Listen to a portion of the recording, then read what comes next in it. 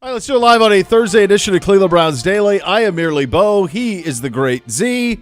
Senior swag in a 7.7, I think, is what we decided on that. 7.7 on the hammy index. On the hammy index, he's in a big ankle mode. He's got a lot of ankles, which is great. His ankles are looking good. Well, yesterday he had them covered up in those like taupe socks. Oh yeah, the socks matched. It was like the match the pant perfectly. Yeah, this is my favorite.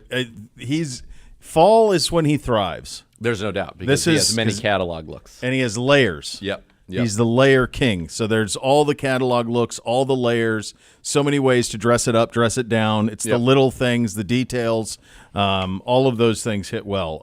Here, welcome in on a Thursday. Yeah, here we go. Week 3, baby. Week 3 of the National Football League. I'm going to tell you this. Today. I'm going to tell you this. You did guess the scores yesterday. We will do the scores tomorrow.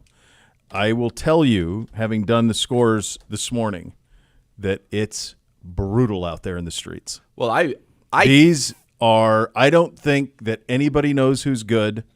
I think they are throwing things when it comes to the scores up against the wall. Dusty Daniels. Caution to the wind. Caution to the wind. Yeah. He did throw caution to the wind. Y2K. Y2K. Come on now. No, it is. It's crazy. It's crazy. There are 5 games this weekend where the number is the game is essentially a pick'em. Yep. 1, 1.5. Yep. I mean, those are pick'ems. That's all it is. Yep. To not even have like a home 3, there are home dogs all over the place. All over the place. It's a crazy weekend, man. Crazy. Well, I often try to think of when I'm doing the spreads, I kind of have an idea what it is and then what side I like of that, and then when it's out of whack. Now, I should have listened to that because the one that I thought was the most out of whack last week was actually Tampa and Detroit, and I thought it was in favor, like same. You and I way did the same over, thing. And then we overthought it and didn't get it. A lot of those I was thinking I don't even know what I want to do on this game. It's bad when you get into it. There's going to be you end up picking things. I was picking them this morning. There were things that I'm like, I hate this in the moment. I hate it as I'm picking it. Sometimes though that leads to a 14-2. It can, but I won't even remember. It's funny. I'm trying to think of the ones that I picked, and I can't even remember what I picked in certain specific games. Yeah, because there's so many. Like, are the Baltimore Ravens really going to go to 0-3? I don't think so. They are favorites in Dallas. They are favored in Dallas. Like, they have not been great. Baltimore has not been great. No, they have not. But it's like you just look at them and you go, are they really going to go to 0-3? Like, that doesn't seem right either. No, it doesn't seem right. And Dallas could not have looked worse. Could not have. Against New Orleans after looking like world beaters against us. Right. It's such a week-to-week league. Yeah, that's a game right there that feels like a coin flip to me that I would want no part of. And really, that's what the line's saying. It is a coin flip, but that there's a more value in that line on Dallas because you're actually getting a little bit of help. It also feels to me, and this is strange, that game, for whatever reason, and I could be way off, I don't think it's going to be that close. I don't know who's going to win it, but I think whoever does win it, I could see if a team's up significantly in the second half, one of the other teams just being like, forget it. Right. I mean, Lamar Jackson saying that the Ravens, we need to get our aura and our swag back, which they don't have. Here he goes. I mean, he is bouncing and strutting. Oh, baby. And strutting. No aura issues there. I like what he did this one. Yeah. Look at it. Gosh. Guns, too. Easy. Oh, my God. We're doing hammies and guns now. Jeez Louise. Holy cow. Jeez, it's Thursday. Go ahead. I believe in my heart that he enjoys a walk past this studio between 1 and 3. I hope so, because I enjoy his walks past the studio. Where did he go to come right back? He's got business. He's running a business. He is running a business. He's running a business, man. Guy's out there running a business, for crying out loud. I mean, at the highest level. But I think you're right. I think nobody knows who's good or bad. I don't think anybody. I mean, some of them are crazy. There's like Cincinnati is 7.5 on Monday. They have not been good. They lost to New England at home. Right. Bubba. Oh, there he is. That's him right there. What a day. Already. Yeah, I'm in a good mood. I'm in a great mood. Yeah, my wife left this morning, so that was pure panic for me, and I'm still a little on edge, but this is fantastic. I'm glad we're able Seeing to the uplift people. you because now you feel like there's a hole in your heart. You're not quite 100% Bo with your better half. I'll tell you this. Heading out of the nation. Yes. What I am not whole of is this was a bad job out of me, of the appreciation of what she does on a daily basis to get those little vagrants out to school. Oh, yeah. The list that she had of these are the things that have to be done. Like I threw in they like Bootsy goes, Dad, what for lunch? Now to their credit, like they did a lot of it. Like the boys stepped up big time. And I was still spinning. I didn't even know. I was starting my morning show and all of a sudden, and I always do an email segment in the second hour, and I forgot to print out the emails. And I'm like 5 minutes to show because I was running around doing all these other things. You need activity, so I'd recommend tonight that you come to Cam's Corner with the that'd be good. with the three boys. We have football practice tonight, which is why I no longer do the big contributing factor in not doing the coach's show. So I'll have it on the DVR. We'll watch it when we're done. I'll buy him a pizza. I'll buy him dinner. Yeah. Can you imagine me? Yeah. Where are we going, Come on boys? up. It'll be about an hour. We're going to go about an hour. Going to hang out with Dad's two best friends, Mr. Gibbe and Mr. Z. Yeah. Let's go. Chomps will be there. You guys eat pizza? Hang out with Chomps? Hang I'll out. slug down some Bud Who has a Lights. bad We'll time? be great. No, everybody wins. Nobody. All wins. Stack We'll and take him to dumps. the VIP after to Cross see what life really is Now like. that would be fun. That would be Oh, fun my. to take them in there. Now they're familiar with the bar. Every time we go home to the Montana, like there is not a restaurant in the town, so the restaurant is the bar. And so we go to the Schwartz bar going to the podium. and that's how we do it. What we do on a Thursday is listen to our defensive coordinator, Jim Schwartz. So let's do that right now.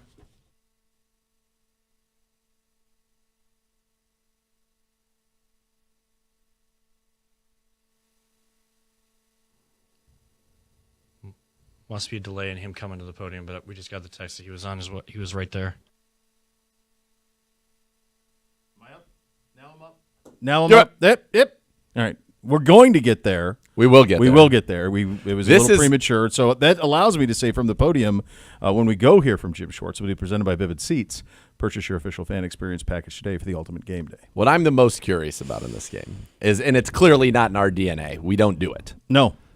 But does the way that the Giants use Malik Neighbors, last week they threw 27 targeted passes, All right, he's up 18 now. were to Malik Neighbors. Does Power that strip maybe got make us disconnected. Belichick it? Well, here's the man who'll be in charge of that. Here's Jim Schwartz.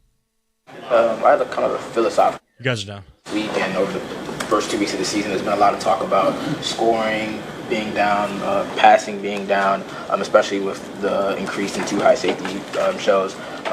You as a coordinator kind of usually stick to the single high man-to-man principles. I was curious, like, over the years, has there been maybe pressure internally, externally to kind of shift away from that? And, just because it seems like you're kind of part of the minority now in terms of the way this is being played. I don't know. You do what fits your players and what's, what you think is best to win a game. That's the only thing we care about. Been a lot of good single high teams. Seattle was one of the best defenses in the league for a long time and might have been more single high than we do.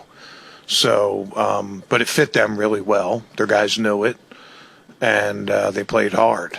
And I think that's probably the biggest thing. I'm not up on those conversations. There's plenty of ways to combat too high. There's plenty of ways to combat one high. Tampa was one of the best defenses in the league, played a lot of too high. So it's just how you do it, what you do, and we like what we do. We think it fits our players and allows them to play fast, and that's things we're more worried about than what league trends are or what anybody else would have to say about it. Alex Wright, how have you seen him develop since you've been here, and did you feel like there was a turning point last year? I think right at the end he started really piling up the sacks. Yeah, he's been really productive over the last part of last year and then starting this year, and he's being rewarded with more opportunities. That's a big thing. But, I think, he started last year injured, had a little hard time, sort of getting his footing and going. But, he's played good, consistent, and physical football for us. I think that's been probably the biggest thing. He brings a physical element to us, not just pass game, but also the run game. He had one bad snap in this last game, let a run get outside of him, but also made possibly the game-winning play. So he's still a young player. He's still working on consistency, but you play well, you produce, you get opportunities to do more.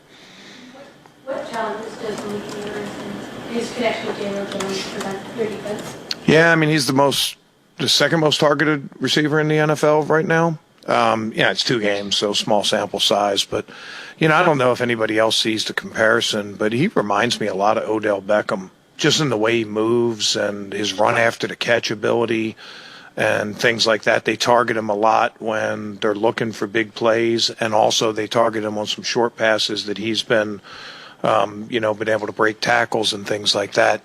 They have an explosive offense when it comes to big plays. Slayton is fast. Wandell is he's a small guy, but he doesn't play small. He does all the dirty work. He'll block. He'll make catches in traffic. And then Neighbors shows good promise as a rookie. Just like every week, our matchups are really important to us, and we're gonna have to play well on the outside to be able to go. And generally, how well we play outside has a long way to go with how well we play in the game. Small sample size there. When do samples sort of become indicative? Like, how long into a season can you start to identify trends? You mean trends with your own guys, or you talk about trends throughout the league? League Neighbors leads the NFL in targets through 2 weeks. Small sample size. How long until that becomes a... I don't know.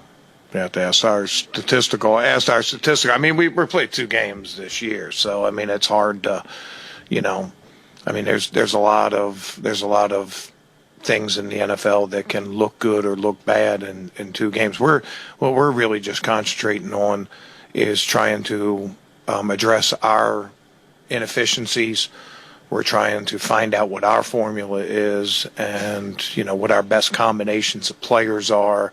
I mentioned, Alex, and, it just goes for everybody. Produce, be on the field more, and that kind of stuff. So, I don't know. I really don't know how to answer the question. Daniel Jones. Good. Go ahead. That's fine. Daniel Jones had ACL surgery in November. Is he any less reluctant to run? Oh, no. Have you watched the games? Dude is, second play of the game, against Washington. He's keeping it, and he's not sliding. He's running like a running back. You can see a lot of the similar runs that Coach Daboll had with Josh Allen. They're still in the game plan.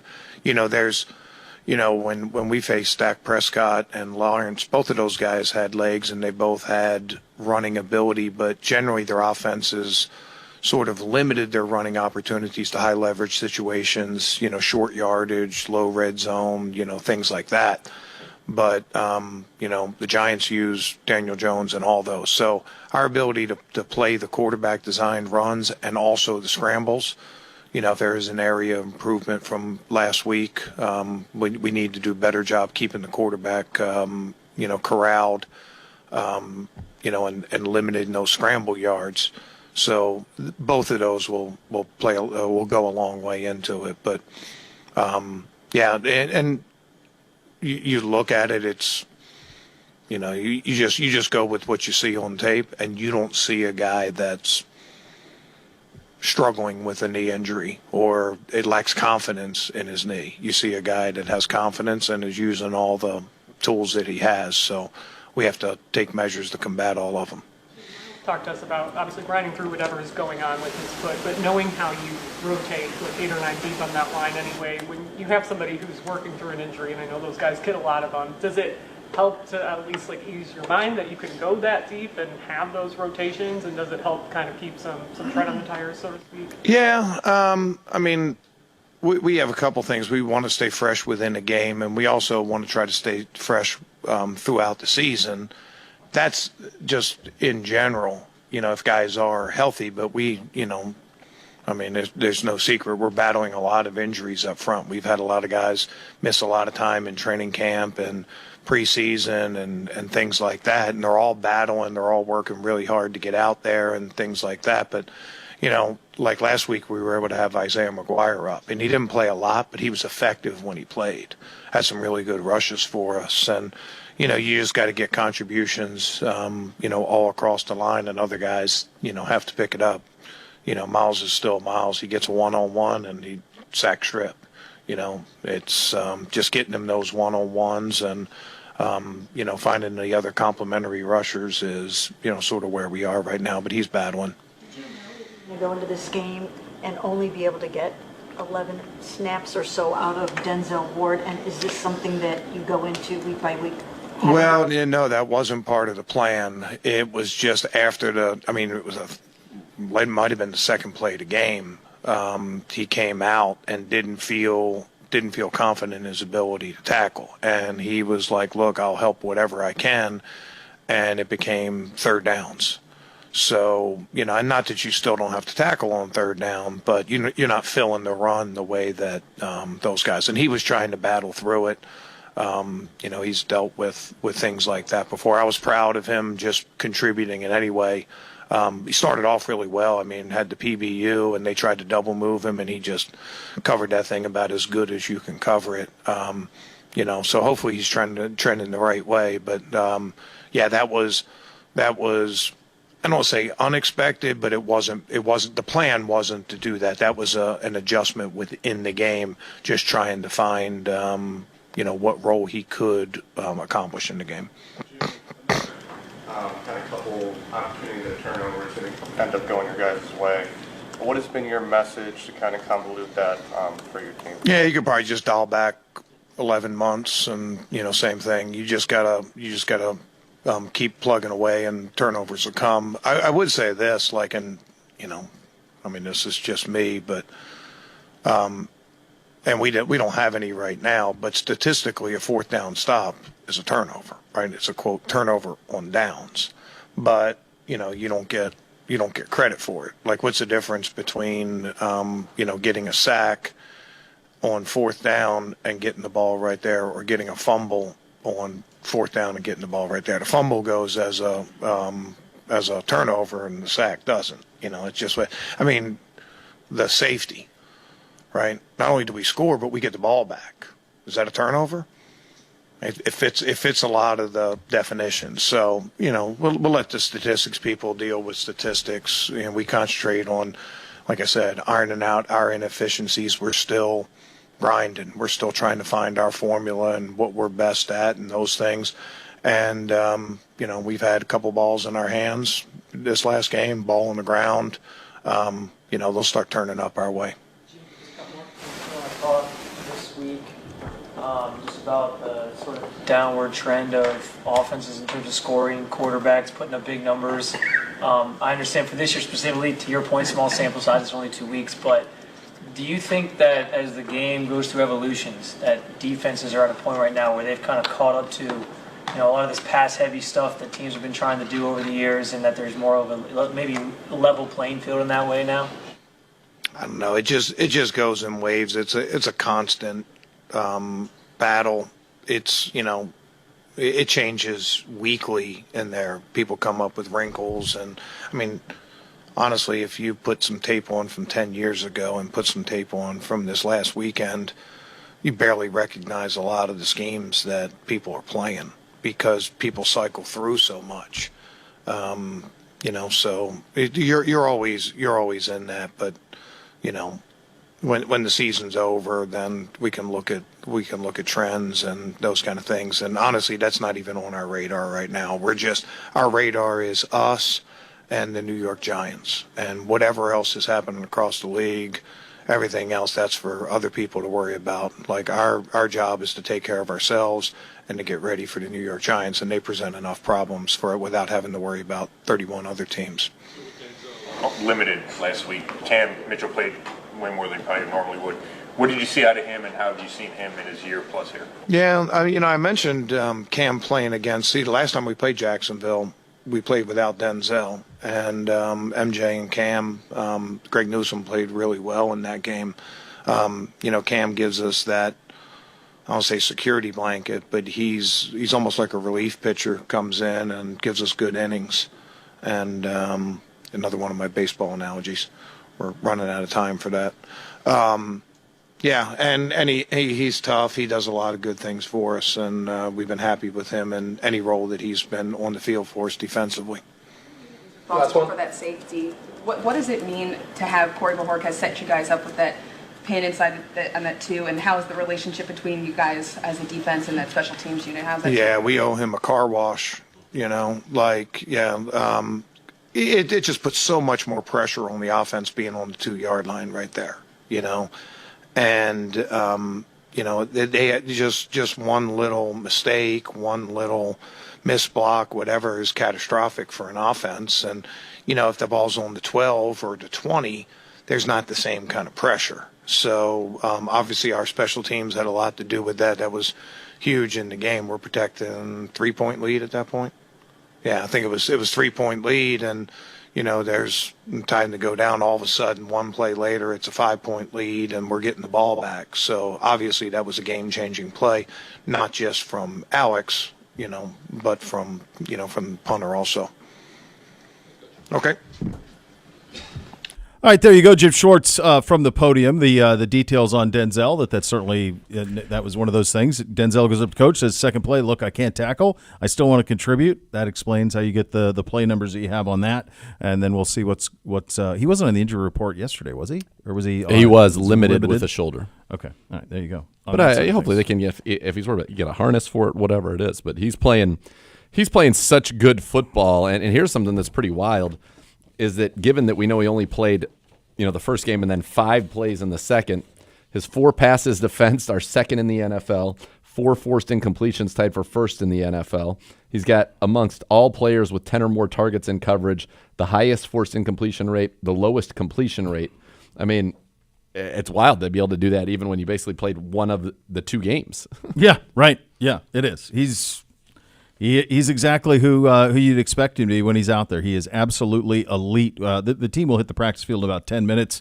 A couple of other injury designations. Jack Conklin, Martin Emerson were full practice participants yesterday. Miles did not practice. DeJuan Jones did not practice. Obviously, Chief did not. Wills was limited. Denzel was limited as well. So that is where you stand in terms of the roster heading into the game Sunday against the Giants. And those are your hot topics of the day, presented by University Hospitals, the official healthcare partner of your Cleveland Browns. We've got some Giants injury news coming up next, and we have Browns Legends news coming up next. We're off and running on a Thursday edition. You listen to Cleveland Browns Daily, brought to you by Ballybet, sports betting partner of your Cleveland Browns, now live in Ohio on 850 ESPN Cleveland.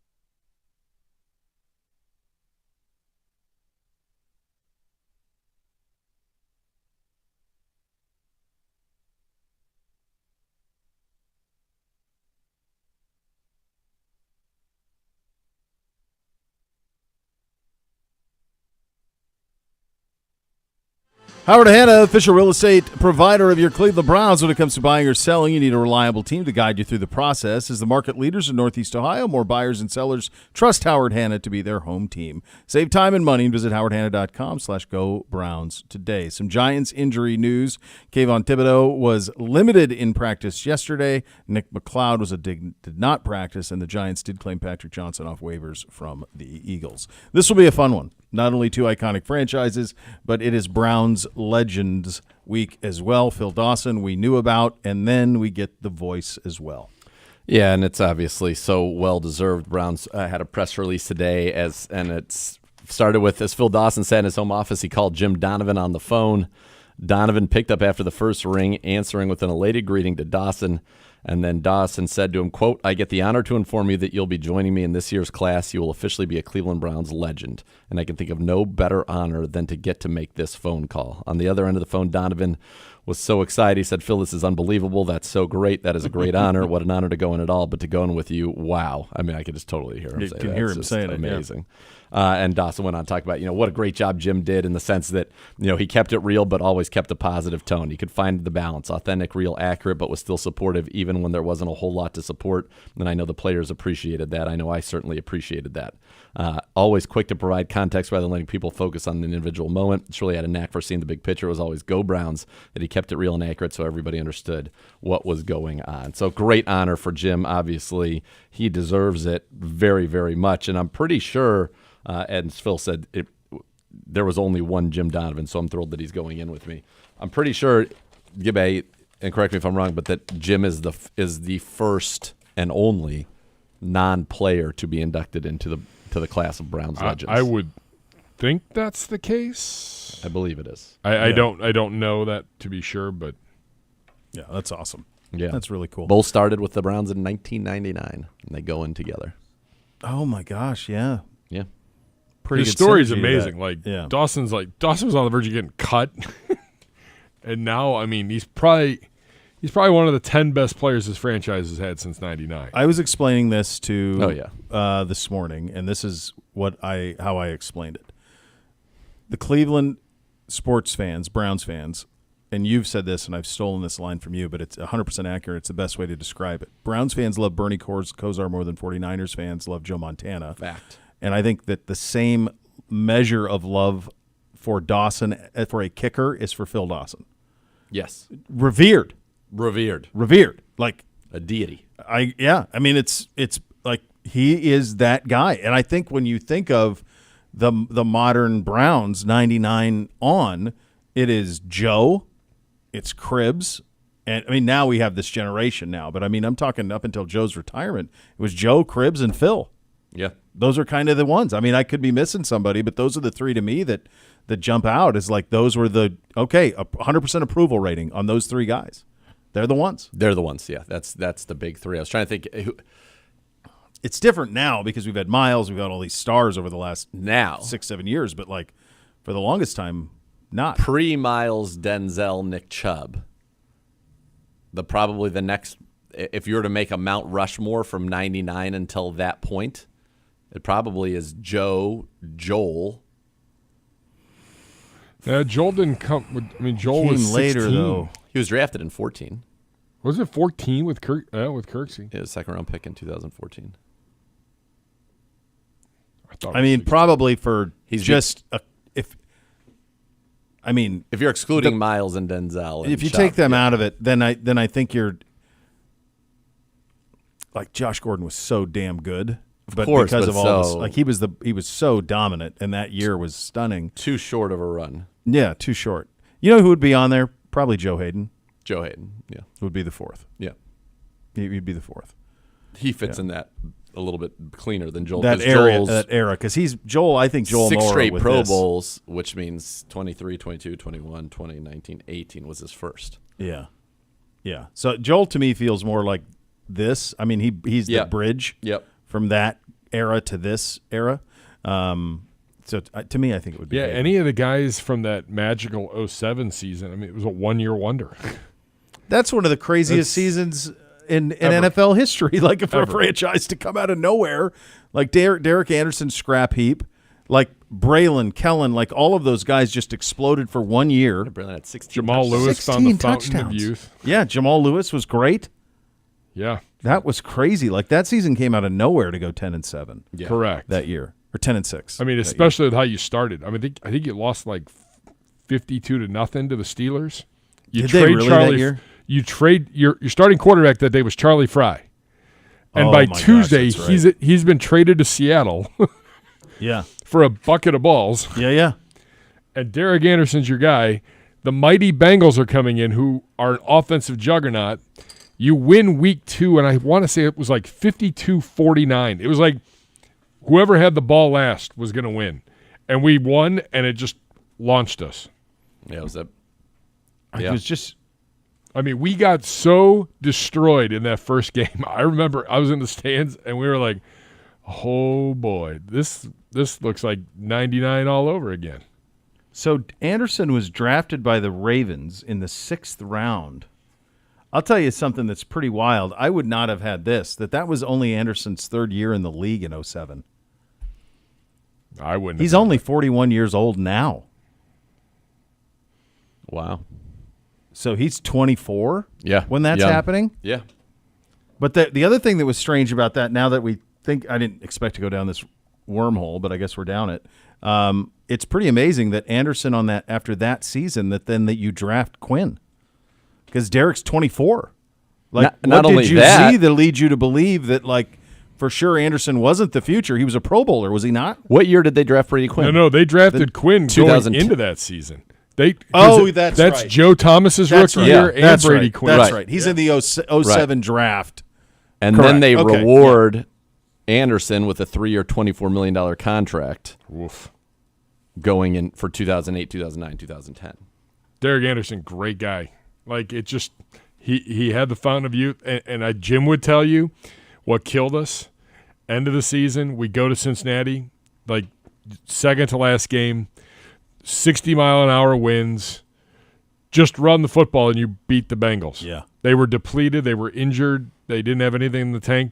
And we threw the ball like 45 times and lost, I want to say, like 19-13 or something. It was some crazy. Anderson threw like 3 picks. We had no business even throwing the football, and it was like a minor hurricane. There's nothing. It's nuts. There's nothing else on the resume that would lead you to believe that what happened that year was coming for him. There was nothing that happened after. No. He's out of the league by 18.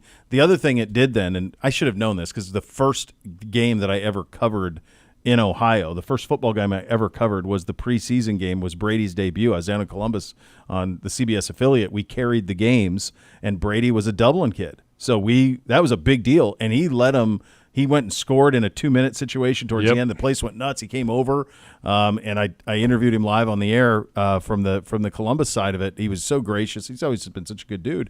But like, it also probably messed up his development because instead of playing, which is what you would play him, it's pretty strange that they didn't. In retrospect, that they went with Anderson over Quinn For sure. because once you send Fry, you just drafted a first-round pick quarterback, play him, and they didn't. It was also, at that time, you didn't play your first-round quarterback. That's true. It was different. It was a very different time from that standpoint of it. I mean, the Browns in 2007, the Pro Bowlers, Joe Thomas in his rookie year. Yeah. Mm-hmm. Kellen Winslow, Derek Anderson, Braylon Edwards, Josh Cribbs, Ryan Pontfreon, the long snapper. Jeez.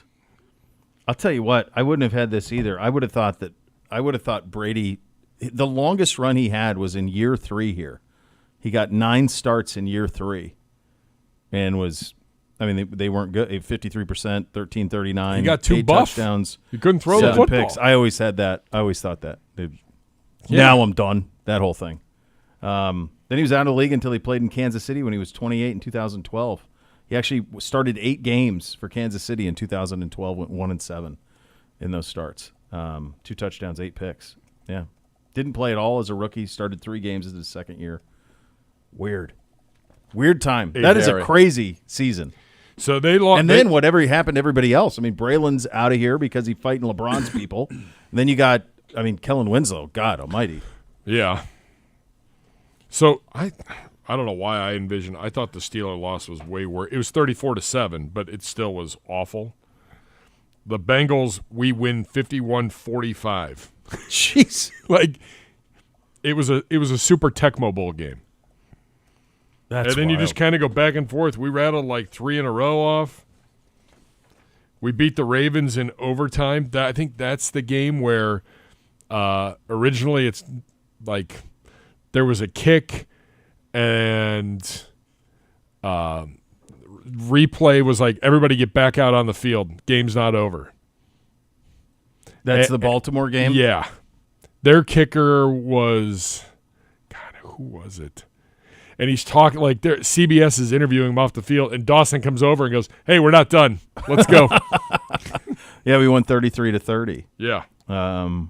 Yeah, swept the Ravens that year. That's the Buffalo Bills snow game, 8-0. I'm going to tell you something else. I thought that the Bengals game was the last game of the year. No. It was not. You no, played San Francisco the next week. I might have consumed half a bottle of blackberry brandy, went to the 49er game. Blackberry, and then, what are you, Jerry? I don't know. Dad? We were in the Muni lot. That's his whole thing. He's I was in the Brandy Muni guy. lot. I'm ashamed of my actions stuff. that day. Be careful of it. And then we went to a bar because we had to watch to see if the Colts needed to beat the Titans, and the Colts started some scrub instead of Peyton Manning. Oh, that's and we right. got bounced. Yeah, that was when Dungy would always do that. He would rest Manning at the end of the year, Yep. and then they would always blow it when they got back into the postseason. Yeah, wild times. But certainly Phil all over that, and certainly part of those memories. And that's going to be a fun day on Sunday to see all of that take place. Browns fans, check out Vivid Seats, official fan experience packages for this season's home games. When you purchase seats in Vivid Seats Terrace Experience, you can also score pregame field passes, all-inclusive food and beverages, and more. Visit vividseats.com today to learn more. We'll hit the matchup coming up next, our defense versus the Giants offense. You'll listen to Cleveland Browns Daily on 850 ESPN Cleveland.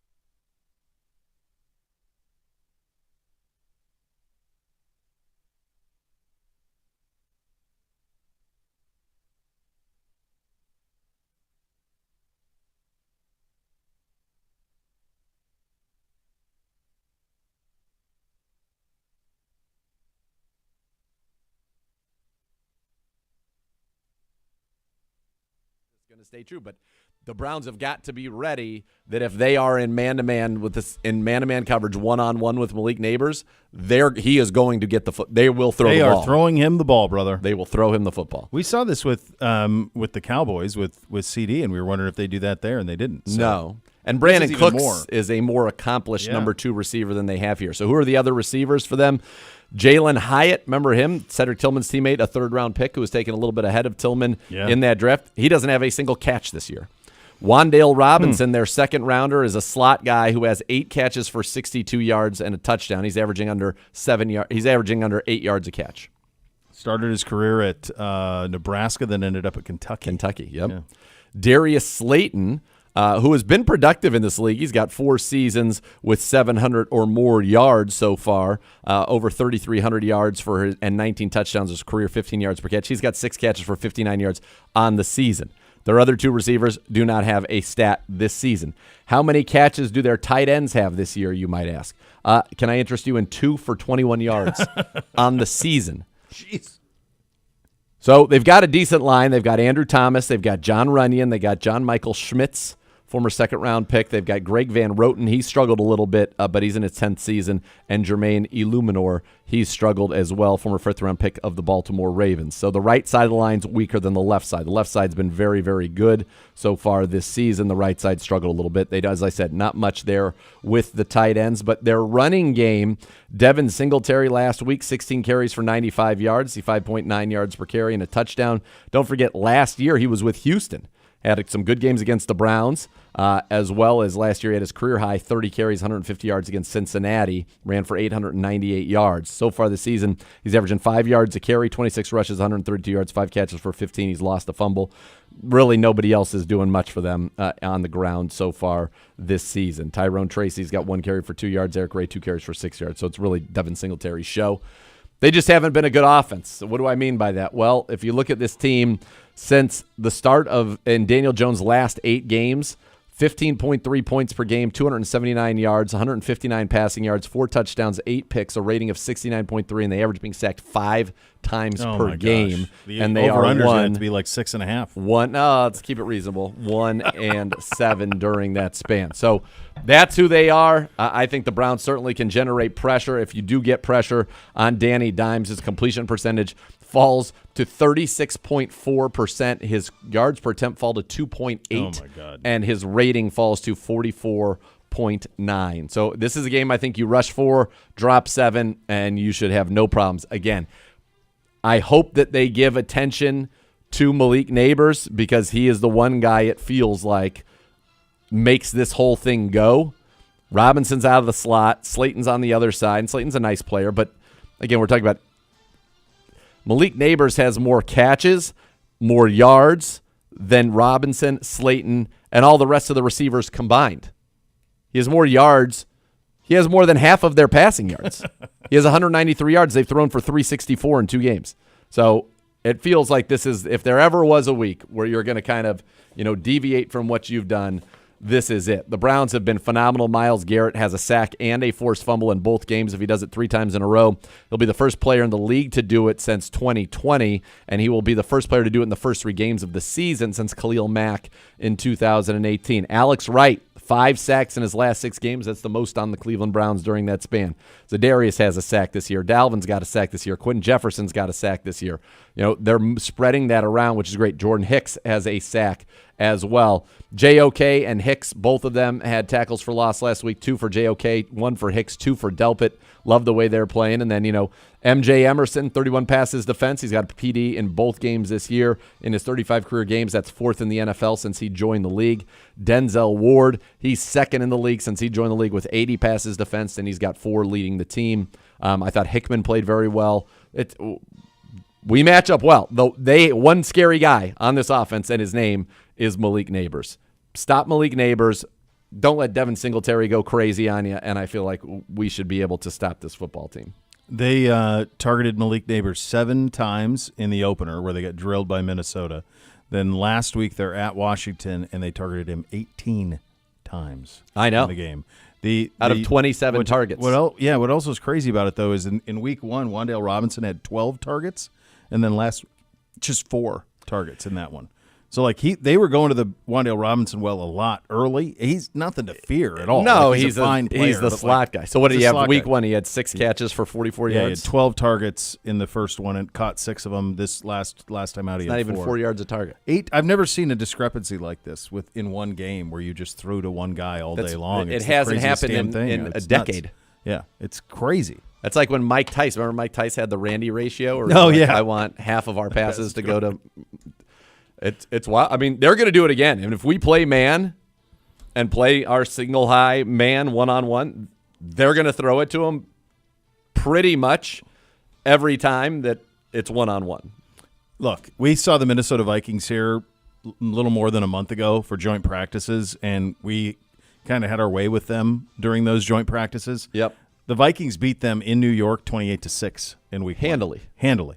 I mean, it's 14-3 at half, and they. Well, we'll get into their away. defensive woes, but yes, absolutely, they beat them handily. Yeah, this is it's one of those ones where it should be a very nice Sunday afternoon down on the lake. Nothing for granted in this league. Nothing for granted. Every week's different, but man, the matchups do not fit them well, except for the neighbors one, in the sense that I love our corners, but they're just going to throw to him over and over and over and over, and he's going to make plays, and he leads in the league in explosive receptions. So that's where you've got to be careful, because that's the only 2 things that can derail the Browns is if they allow multiple explosive plays to the Giants on offense and they turn the football over. That's it. That's it. If they don't do that, the Browns are going to win this game.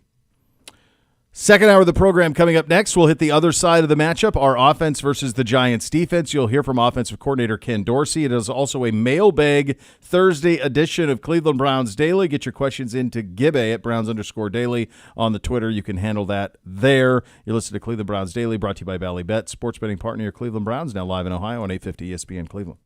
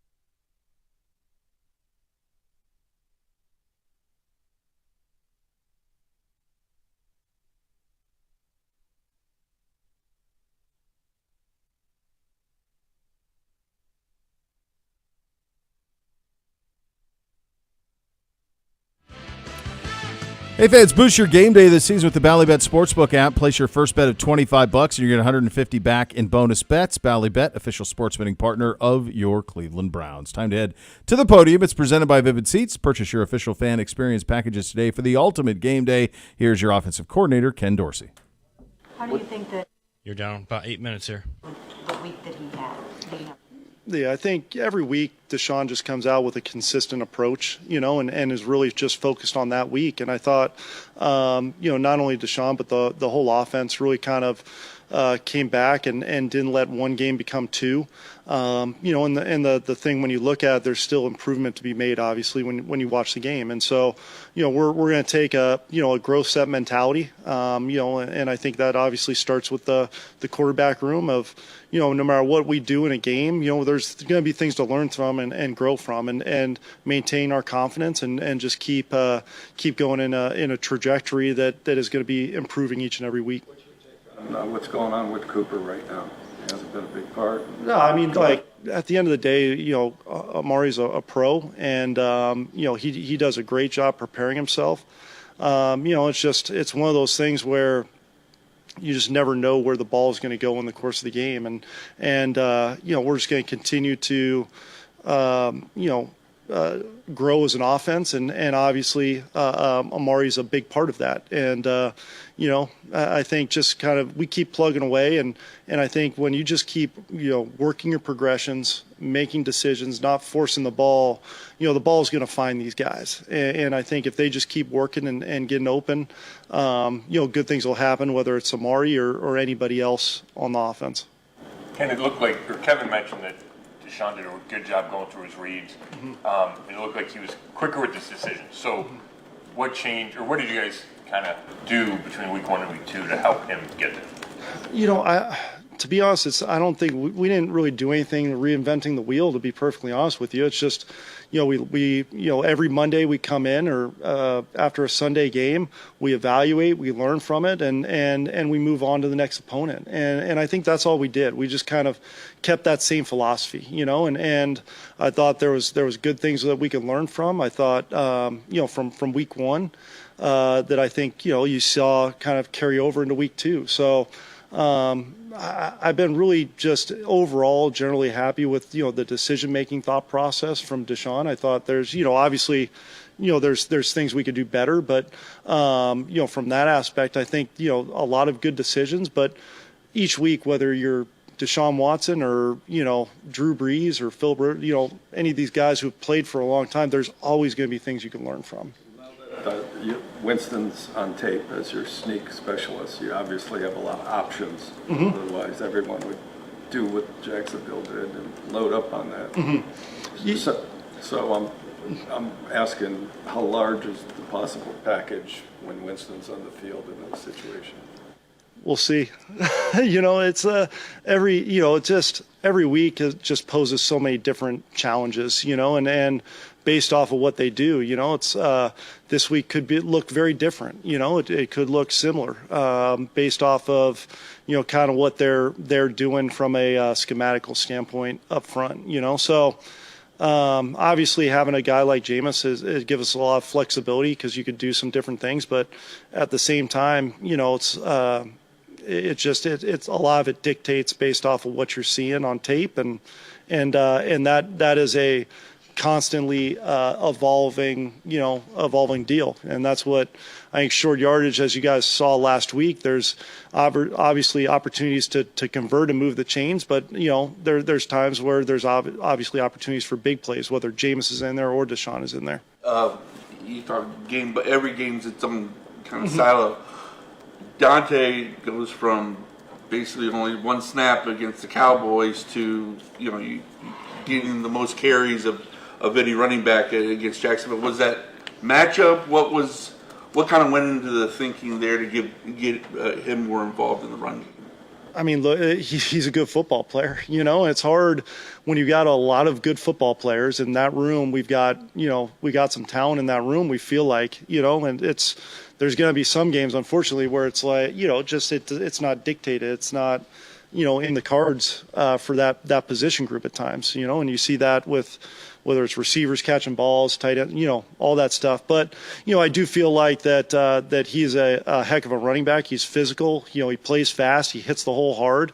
And there's going to be a place for his style of play within our system. So we'll continue to try to get him involved, try to get, all those guys involved. It's just, you gotta be careful, because it's like, if you're spread too thin there, then no one gets in that rhythm. So we just gotta make sure, that we've got a rotation that allows those guys to stay in a rhythm and yet still take advantage of what they do. And I think all those guys have some very good skill sets. Yeah, since Kevin got here, the run game has been just such a critical statement of the offense.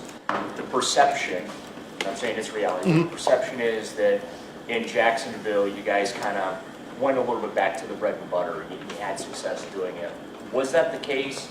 And just how important is it when you talk about getting those guys into a rhythm? How important is that going to be, keeping Jerome and Dante in that rhythm going forward? Yeah, no, I think it's a great question. I think at the end of the day, you always want to be able to run the football. You always want to be able to stay balanced and be able to attack in different ways. Now, every game, like I said, that takes on a different identity. So, yeah, there's going to be some games where we throw it more than run it, and some games we're going to run more than you throw it. So every game's a little different in that regard, based off of what you're seeing on tape and how you feel like is the best way to attack a defense. But that being said, you always do want to have that. You always want to be physical, let your guys come off the ball, and not be in a situation that's forcing you to be constant drop back pass or anything like that. So the big thing for us is staying in green situations, staying in situations that are advantageous to an offense. And I think, that's easier said than done sometimes with the defenses you face. And I think most offenses obviously try to do that. But some of your best games is when you're having that first, second down production to make sure that, you can do all those things and your whole playbook's open. When you look at the Giants defense presented to you guys, what are the challenges that you guys are focusing on heading into this game? Yeah, I think, schematically they do a lot of things from a, giving you one picture and then, being able to change that picture post-snap. So some of the schematical stuff, presents some problems from the disguise to the blitz packages to just the overall soundness of how they play. There's not a lot of just guys running wide open a lot on tape when you look at him over the years. I think, he does a great job as a coordinator, assessing what he has and putting them in really good positions to force you to have to execute. Personnel-wise, they've got a great front, that puts a lot of pressure on not only in the pass game but the run game as well, both inside and outside. So up there really kind of forces you to have to be physical, forces you to have to play well up front, and then linebackers that could go side to sideline with speed, and then I think a secondary that fits their system very well from a they can play the zones and have feel and instincts, and then in the man coverage they can get up, press you, be physical at the line of scrimmage with the speed to run with you. So long story short, there's a couple different things that you got to focus on, and making sure that you're staying ahead of the chains, so that they don't get you in situations that allow those guys up front to tee off on you. All right, there you go. Ken Dorsey at the podium, presented by Vivid Seats. Time now for the breakdown and the matchup, our offense versus the Giants defense. And for that, we turn to Dr. Z. Thank you, Bo. All right, just kind of from a top level, what does this team do? Well, they are a team that has the middle of the field open. That is 2 deep safeties, 42% of the time, 14th most in the league. Middle of the field closed 56% of the time. That is 20th in the league. So they are still more middle of the field closed single high than middle of the field open 2 deep safeties, but they played 2 deep safeties more than certainly what the Browns have seen early this season. Coverages that they like to play, their first is cover 3, 36.2%, cover 4, 15%, cover 6, 10%. So just real quickly, and cover 2 only 3%, so not a lot of cover 2. But if you were to add those up, you got 40, 55, 65. Basically 2/3 of the time zone, 1/3 of the time man, and when they play man, it's pretty much cover 1 and a little bit of cover 0. That's it. So that's where they are. And actually, the reality is it's more than that because red zone defense, they played a ton of it. They actually held the Commanders 0 for 7 in the red zone last week and still lost the game, which is not easy to do. No. And they scored 3 touchdowns on offense. So they actually play more zone, probably 70% zone, and less than that on the man side of things when you factor in the red zone. Do they blitz often? No, they do not. 22.1%. That is 26th in the league. Do they run stunts and twists? No. 4.7%. That is 31st in the NFL. However, last week, their sacks came, all of them, on linebacker or safety blitzes. So they are a good blitzing team when they do blitz. They've got an excellent defensive front. 3 real standout players. Kayvon Thibodeau, their first-round pick in 22, had 11.5 sacks last year. Does not yet have a sack this season, but is around the quarterback quite a bit. He's got 4 pressures this year. Brian Burns, the 2-time Pro Bowler, he had 12.5 sacks in 2022 with Carolina, 7.5 sacks in 5 straight seasons. Has yet to get his first sack with the Giants, but he is a good player. And then Dexter Lawrence, Kevin Stefanski said it earlier, maybe the best interior defensive lineman or one of the very best in the league. He already has a sack and 10 pressures this season, which leads the team. 6'4", 340-pounder, a teammate of Deshaun Watson's at Clemson. So they've got obviously some very, very talented players up front. Their linebackers, Bobby Okereke, who was with the Indianapolis Colts for a while. He's got 3 straight 130 tackle seasons. He can run sideline to sideline, had a sack last week. Micah McFadden, a 5th rounder in 22 out of Indiana, number 41. He can really run around. He's only played 1 game this year, and it was last week. 13 tackles, career high. He had a sack, 3 pressures, so they blitzed him as well. The back end is where it gets weak. 1 corner, Deonte Banks, their first-round pick a year ago. He's been okay. He's been their best corner so far. He's got a pass defense, 8 tackles so far this season for his career, 2 interceptions. Then on the other side, you've got Cordell Flott, who has not been very good so far this year. In fact, he's given up 100% completions in coverage and 158.3 rating. Their nickel corner, Drew Phillips, their rookie 3rd rounder, he's been giving up 77% completions in coverage. Their 2 safeties, Jason Pinnock, 80% and 104 rating. The other, Tyler Nubin, he's been the other safety. This has just not been a great coverage group so far this season, and I think the Browns have an opportunity really to exploit them in coverage. That really, to me, that's the name of the game here. By the way, can you run the football on this team? Yes, you can. Some facts against this team so far. Quarterbacks are completing 80% of their passes. Is that good? That is good. They have a quarterback rating of 105.5 this year, only throwing for 217 yards a game because they are running very effectively. Running backs alone, 139.5 yards per game, 5th most, 5.8 yards per carry, 3rd most. And they also have been susceptible to backs out of the backfield. Last week, Austin Eckler had a huge catch and run, and they're giving up 50.5 yards per game to running backs there. They've done a good job on receivers, even though I talked about the fact that they've struggled there. They're only giving up 11 catches, 112 yards per game. Justin Jefferson, 4 for 59 and a touchdown, was the best game by a receiver. And tight ends, they're giving up basically 4.5 catches, 54.5 yards per game. Zach Ertz had a nice game against them last week. So they try to get pressure. They will bring blitzes with their linebackers, safeties, and their nickel. You got to keep an eye on that. As I said, all 5 of their sacks last week, 3 from DBs, 2 from linebackers. And they were a good red zone defense. You held a team to 0 for 7.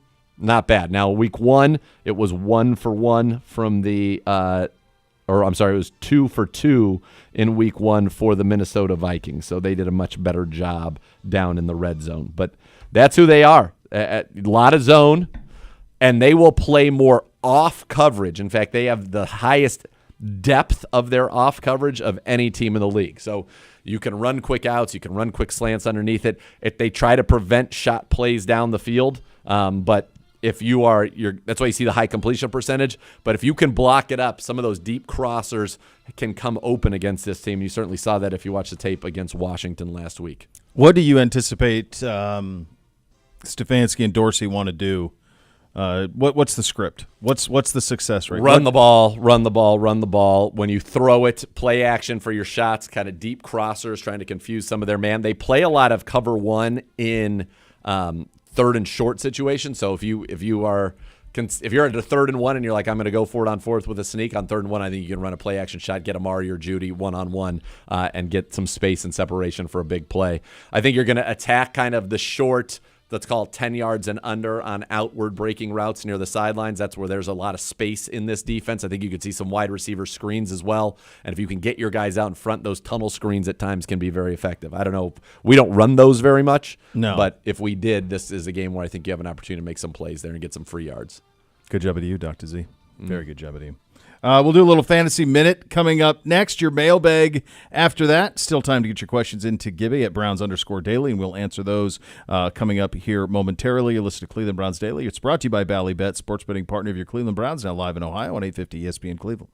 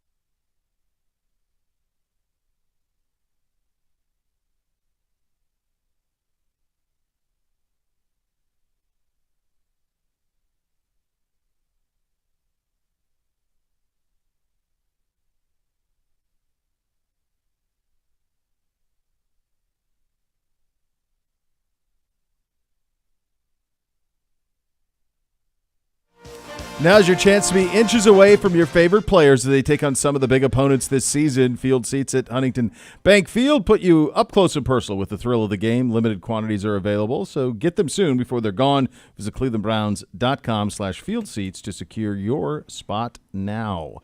Time for your Fantasy Minute, presented by Scaleco. Oh, hello, Gibby. Hello, Hi. Gibby. Hello. Couple things, Okay, real quick. okay, yep. Sorry. Yep. No. From our friend Scott Petrak, not practicing today. Myles Garrett again. David Njoku. Not worried which about we Myles Garrett. expected. David Njoku, I don't think will be back Correct. this week. Pierre Strong, we expect probably not going to play. Or, I don't know. Maybe he won't.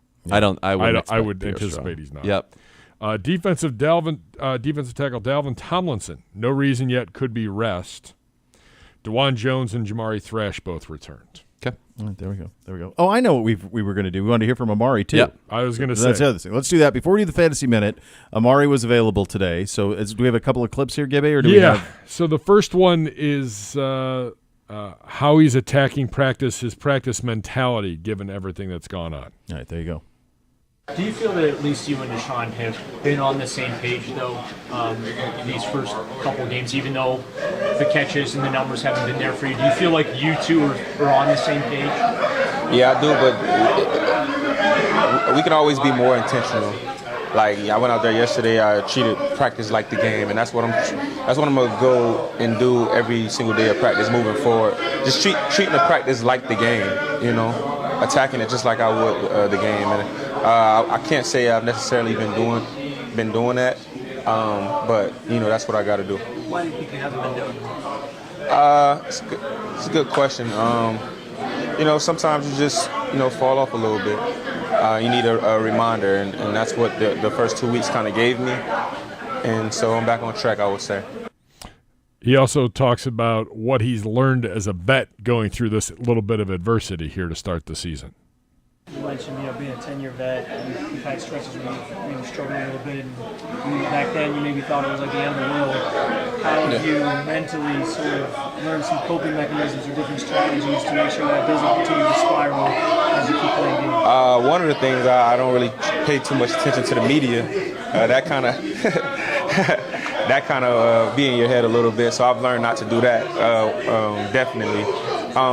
But just reminding myself that I've played this game my whole life. You know what I mean? I've gotten a multitude of reps at any type of scenario I could be faced with at the position. So I would say those two things. Here's the thing I would say on this. Like, at no point was he have 3 drops? 4. The one would have been a tough.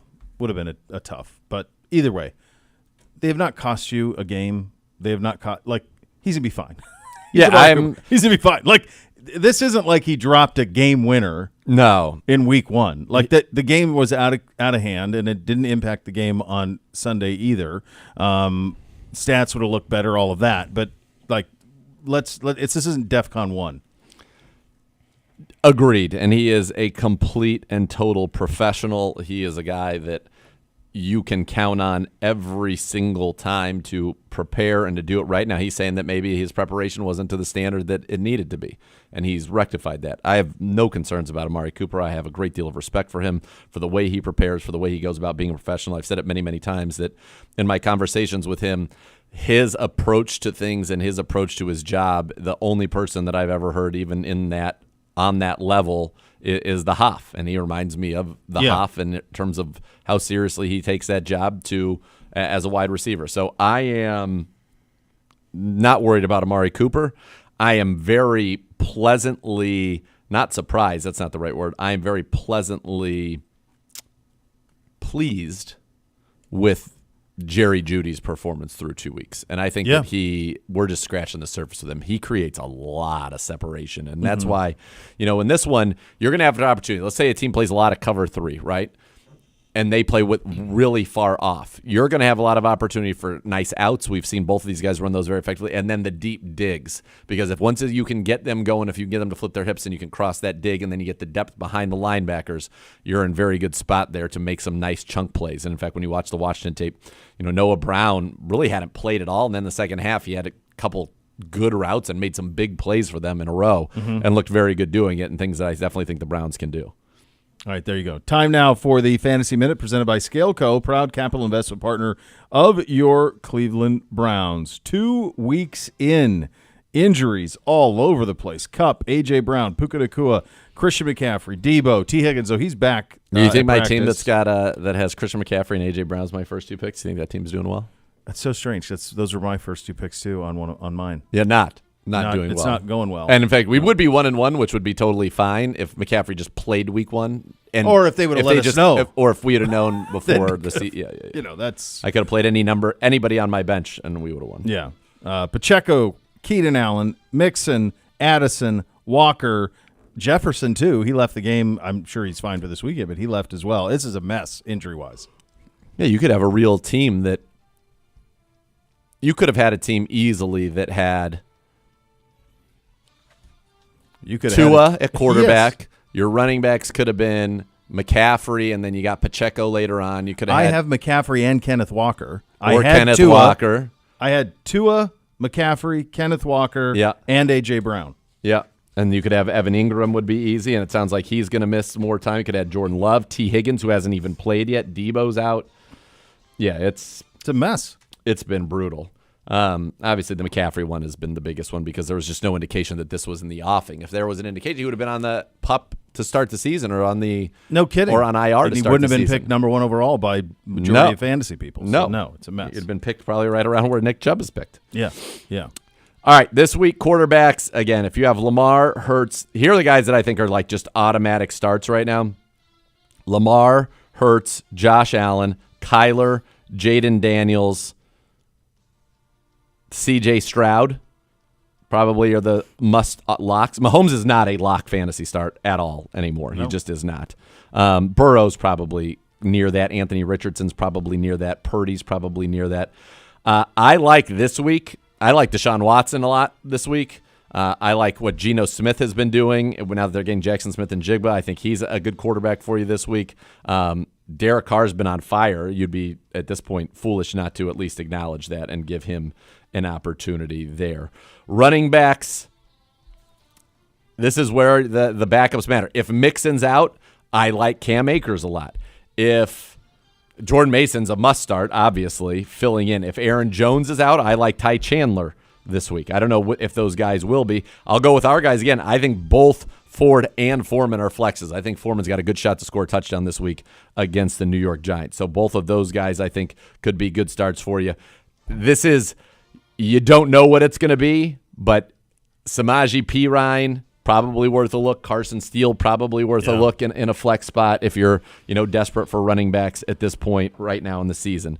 Other than that, it's interesting. This year, you've got more guys that are actually true featured backs. Charbonnet, with Walker out, you start him. Ramondre is a true featured back. Josh Jacobs is a true featured back. Taylor is a true featured back. I said if Mixon's out, Cam Akers, you get him into that role. But Rachaad White is a true featured back. Devin Singletary, I don't like him against us, but he is a true featured back. There are some talented guys out there. Obviously, you're starting. Tony Pollard's been more of a true featured back than I think people expected with Spears, so you keep rolling with him. Wide receivers, you know who your studs are. You're going to keep playing them. I think we're on Rashid Shaheed until he doesn't deliver for you. You keep playing him. Guys that I'm concerned about right now, and I kind of, if you have a better option, I'm open to seeing you play them, are Terry McLaurin and Michael Pittman. Neither one of them have produced at all. Michael Pittman has done absolutely nothing.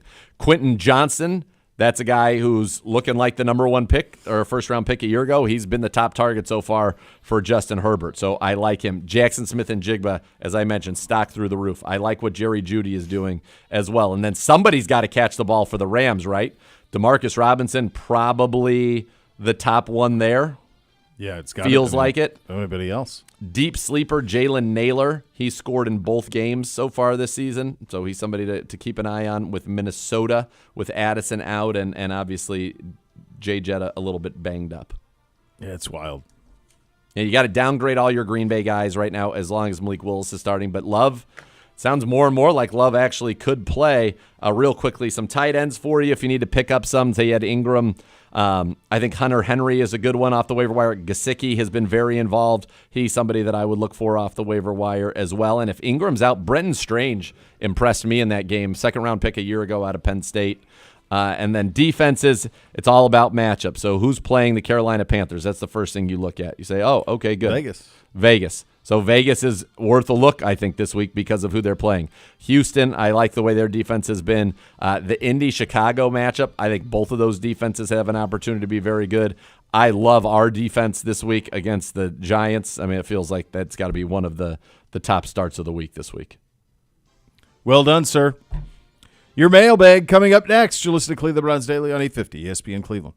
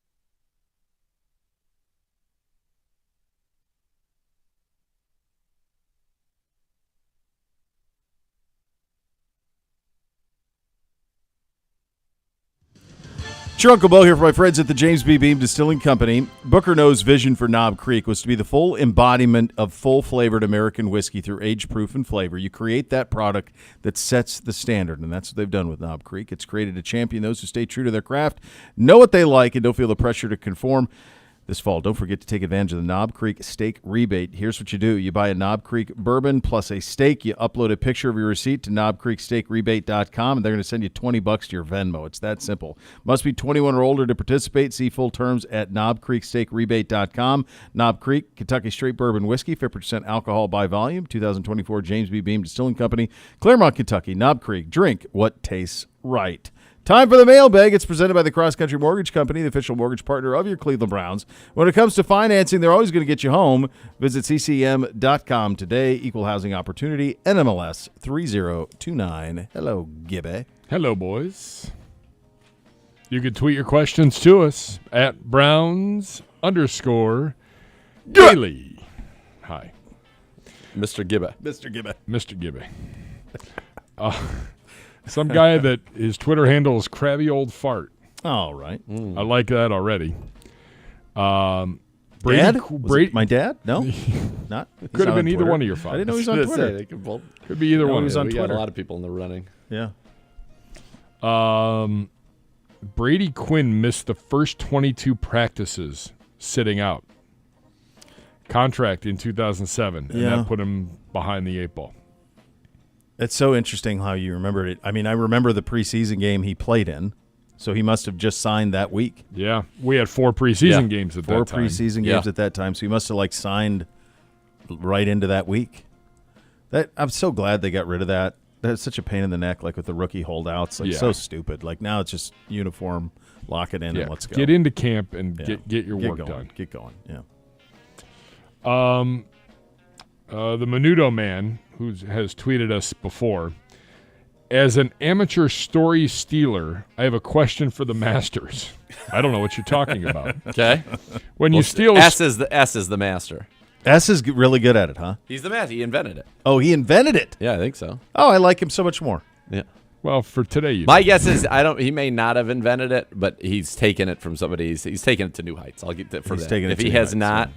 If he didn't invent it, he's taking it to new heights. All right, go ahead. When you steal a story, do you switch places with the other person, or do you just take his spot and leave him out?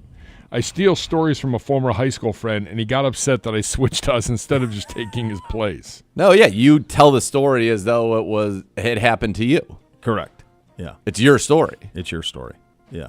Now, you can switch places with the person if you guys were together, but the only way that works is if you have to be telling that story to a third party in front of the other person. Yeah, and I think the other problem with when you swap your part of the story with someone else's, if the less flattering part, if it's something that is really less flattering, and now you're putting it on someone else, I would find that funny, but I could see how some people would not. No, yeah, you just... I also think there's also a threshold to the point where you would be like, actually, that's a gimmick. That was actually... Those were... if it was too much... Yeah.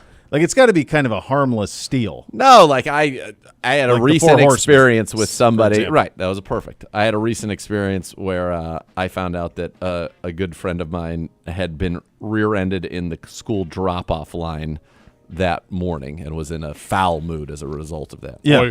Boy, was that person. And so I went to talk to my friend, and I walked in, and he's like, "How you doing?" I was like, it's been a rough day, man. I was dropping the kids off at school this morning, got rear-ended, what the heck's going on? Yeah. And they were like, what? Me too. And then I hit him with that. No, I said, I knew that had happened to you. Yeah, that's right. Yeah, that's how you do it. Love a dog today. The key with it is you have to tell somebody, you either have to steal a story in front of the person whose story you're stealing so that they can't say anything. That's it. And it's funny. Or you just take it right to the person, man. Sometimes you tweeted out something about Bootsy or whatever, and I was like, oh yeah, Bryce, and I pretended Bryce did the same thing. Right. You know what I mean? Yeah. Like a former quarterback. It was an epic moment. Maybe a top 5 moment on the show. Definitely. And that's the one, because what are you going to do? Be like, actually, I came up with that nickname, not him. What's he do? No, of course not. There's nothing you can do. You have to sit there and you take it. You sat right next to him. The 4 horsemen, Dick Winters, Dick Winters was big. Yeah. Dick Winters. Winters. That was like first Wednesday month. night taped. Wednesday night taped. Yeah. I mean, those are three on their own level. We try. Love a dog today. Any visiting stadium eats that you just have to get whenever you're on the road? Never in the stadium. Yeah, you guys aren't in it. I can tell you 3. Go. In the press box area, at least. In Baltimore, if you're lucky enough to play a meaningful game, you get crab cakes at halftime. That's and nice. they're legit. They didn't have those at our last year, did they? I don't see. That's it's like a prime time or a special, like we were a alum Sunday 1 game or o'clock. something. Okay. If you're lucky enough to get the crab cake game, it's the real deal. Okay. It pains me to say this, but the Squealers actually have a fantastic nacho bar. Okay, hold on a second. They're like a giant bag of Costco like chips, half of which is not a fan. It is. There's nothing. It is as big. What would constitute a fantastic nacho bar? To me, like a gourmet nacho bar where you got like really good chips, you've got nice cheese, and you have like This is the 30 bougiest different East Side comment like that I think toppings and you've things you can put on. ever This is like said. It's just nachos. It's just nachos. It's like you went to a ballpark and they give you nachos in like a little paper Little cup. Yeah. bowl. Do you like the cheese, Gibby? What separates it? What separates the Steelers you get the nacho cheese. bar? The fact that this is what you there's brought up, but look, you haven't even mentioned this Houston isn't yet some is gourmet, crazy. Yeah, I'm not having filet mignon the night before or anything like that. But what is it what separates these nachos? It's a container. It's got two like you get your cheese. It's a good salsa. I So like that's a key. good You gotta have salsa. a good salsa. I don't want it all on top of So that- everything. And give me a bunch of jalapenos. Okay, all right. They do have jalapenos. It's I basic, but it's But good. for you, it wins. Gibby. What's the Houston setup? What do you get at Houston on Yes, the how do you not even mention Houston? Houston is so by far and away the greatest press box food experience that you could ever have in the world. Period. That and in New England when you get the homemade clam chowder, and it's like in a But silver. that's one like, item. Houston's going to have a beautiful little carving vat. station where they've got beautiful they get steaks the- and prime ribs. wow. Then they're going to have chilled seafood for you. Then they're going to have it when Oh my God. They have a they've station got 100 different kinds of that boots- proteins. They have a station pastas. in Houston that Bootsy would lose his mind for. It's a donut tower. Then they and you chase- just pick donuts Yeah. off or candy. Yeah. Like it is a. Then they swap if it out. you One of the wanna tables get comes is diabetes, nothing but here candy you go and today, donuts kids. and Wow. Yeah, that's every drink you want. They got all the hot sauces in the all, world. That's incredible. So Tampa those Bay's are all gotta go. those They are got all British media. food. The some gabagool for sure. Those are all press box Yes. foods. The best food that I've ever gotten at a stadium, like as a fan, was at Yankee Stadium. I don't know if they still do it or not, but they have a steak sandwich from Lobel's. Ooh. That you get that is Legendary. unbelievable. Unbelievable. So my favorite stadium food, and this goes back a long time. Again, like you, I don't know if it's still there, but Boog Powell at Camden. Oh yeah, used to have Boog's barbecue, and they'd have a nice like pulled pork sandwich that was really something special. Yeah, I like that. The Houston press box State's got great. Penn State, it's all home cooked, so it's like home cooked donuts, homemade. I mean, that's how their operation. Wouldn't you agree though? The Houston setup is the best in the league by like. That sounds like. I will say that our sounds people like the this meal year have tried Simone. to model that. Yeah, we brought some of that based Okay. on what we saw from Houston. Yes. Yeah, I think that's like it's what Simone should have paid for us. Is what that sounds like. It sounds like they're just handing it out. In Tampa Houston. Bay also has a great spread. It's like a Ruby Tuesday like salad bar with like a little bit 40 of all the different little things. things. There you and go. They've got seafood, and Tampa Bay does it up pretty well too. All right, very good. H. Snyder, when are we going to see SEC Defensive Player of the Year linebacker Bookie Watson on the field? Fields and special Diabate are teams. still out. No? Special teams. That's where you'll see him. There you go. Joe tweets at the show. I imagine, though, to be fair to the question, that I mean Hickson. We play two most of the time. Bush got 3 snaps, and then nobody else playing. I think he would be Watson and Winston Reed would probably be the next guys up after that. Gotcha. Joe tweets at the show, can I interest the CBD crew to come to my hometown Warren to play the majestic Avalon Lakes at the Grand Resort this coming spring? My treat. I don't know if you guys have ever. I know what this is. It's unbelievable. It's pretty crazy. And I have played this golf course. That's where the Corey Stringer Memorial Golf Outing used to be. Oh, really? That's what he was from there. All these NFL who's would come in. Randy Moss, Chad Pennington, it was. Yeah, I would. Yeah, you can convince me to do it. That place is pretty wild. How nice. Yeah, it's a resort in the middle of Warren. That is legit. I'm in. Yeah, 5 different restaurants. Maybe on a Victory Friday. A Victory Friday, perhaps. Well, we need a few more. We need to stack some. Stack a couple of those babies. I haven't played my own course since June. That's how it's gone. I was off to such a good start too. I was really getting out there. Not so fast, my friend. It's gonna be nice weather on Saturday, Bo. Buckeyes at noon. Bootsy 10 a.m. Evening. Oh, a Saturday little late evening, maybe. Afternoon delight. Yeah. With the boys, maybe. Trey Carey, what's your favorite cocktail to order at the bar? This it's just different. It's just different. not the same. It's different. I know. My favorite cocktail, it depends on the mood I'm in. Am I at a white tablecloth? Depends on what the main food is. Usually can't go wrong with an old fashioned or Manhattan. Sometimes I like a little bit of a slightly dirty martini. My go-to drink when I was back in the banging days was the Patron on the rocks with 2 limes. Back when I was banging. Have you stopped? Yeah. I don't hit clubs anymore. I'm not out there making things happen anymore. Yeah. Yeah. It's fine. Yeah. It's fine. I like usually a reposado, a nice reposado on the rocks, muddled jalapenos, and a lime. How many people have the muddled Zagura with that jalapenos, drink though? order, by the way, on the road is fun to watch the people's expressions when he orders. Well, I would say it's a great one, but fresh, as long as they're fresh. Do you jalapenos. see them very often? Yeah. At do you? Most nice restaurants have fresh jalapenos. Oh no! I just mean at a bar. Most bar. Like if I was in a bar, yeah, then you would just go. I'll just probably tequila on the rocks, a couple of limes. Yeah. I mean, I'm not at a you're saying a hotel bar. A lot of them have a jalapeno. Do they? Yeah. I'm not in a lot of bars.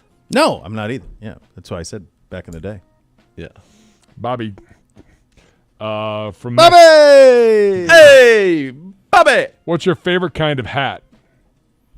A comfortable one. I don't like to have too high of a profile. Yeah, I really like those 10-10 flex fits or whatever they are. Or the 110. Is it 110 flex fit? There is the one, I want to say my favorite golf hat is the one that the great official teaching pro of the great Dixon got us, which was I think American Needle makes a golf hat that I like. The congressional one. I think that's an American Needle. You like that? So I like that hat a great deal. Yeah, that's. But I need like a little bit more, a little more structure, not height, just a little more structure. A little structure. So that would be that like the G4. I love hats those G4. That's what I was talking about. Yeah, I love those G4 hats. Yeah. How much drip is too much drip on the field? As long as you can play. Look good, play good. Yeah, there's not. You can't have too much drip. No. Prime was the coolest ever. This is also Coach Prime was the coolest to ever dress up in an NFL game. I do think they need to find the balance between the league's got to be fun still. You saw the penalty Jalen Hurts got after a huge third down run just because he kind of spiked the ball when he got down. For God's sakes. Come on, dude. Stop it. This is a good one from Bobby. Come on. Hey, come on. What is your Mount Rushmore of steaks? In terms of the cuts? I don't know. It says what I read the question as it was delivered to me. Ribeye. I'll go cut. Yeah, ribeye, porterhouse, because then you get it. Yeah, probably then just a pure strip, pure fillet, which is the essence of a porterhouse. Although I love a good flank steak. I like a good marinated flank steak. I love a hanger steak. Hanger is a delight. I love a hanger steak. So those it's like, what am I going to order? It would be ribeye. You could talk me into a porterhouse. I would probably get a hanger, flake, skirt, something like in that before I'd order a strip straight up. Now, Miss K loves a strip. So when She's a New York strip girl. She always gets a strip. I always get a ribeye. And then Artie Buckets always gets a filet. Now, I don't like normal fillets, but a bone-in filet, which you find there are some places that will carry that, that It's a real treat. That's a real treat. That would be on the Rushmore. That would be my fourth. So I would go ribeye 1, porterhouse 2, hanger, skirt, flank, flat iron, that genre, one of those little something like that. Whatever the menu would have of those, and then bone-in filet, but specifically only a bone-in filet. I like where your head's at. All right, we got a score for you. Mastro's usually has one of those. Yeah, they do. Yeah. They'll have that. We got a score to give you. Thursday Night Football. So much more to come. You'll listen to Cleveland Browns Daily on 850 ESPN Cleveland.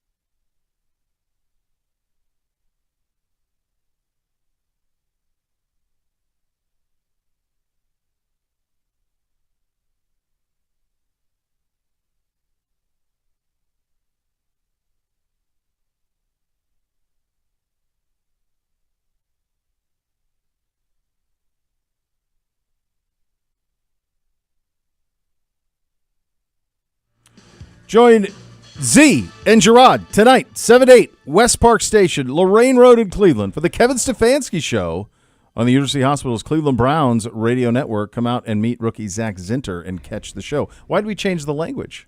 Were people unaware of the – I thought this was the – didn't I do the Cam's Corner thing? Yeah. Isn't this that? Cleveland's historic Cam's Corners so neighborhood. I didn't write the read today. I had some stuff going on, so the G-Man took care of it. G-Man. The G-Man. Zach Zinter, maybe you can meet Bootsy, have a little pizza with him. Just swing by, do a little football practice till 7, then swing. Who gets hurt? The hour and 27 minutes from my house to there to check it out. We could do that. Be there about 8:30. You guys will be all gone. I mean, you do live in the western suburbs of Pittsburgh. 1 minute. 1 minute. Fair. Good job out of you. You're the one praising their nachos. You want to move to Pittsburgh. He does want to move. He came to my defense.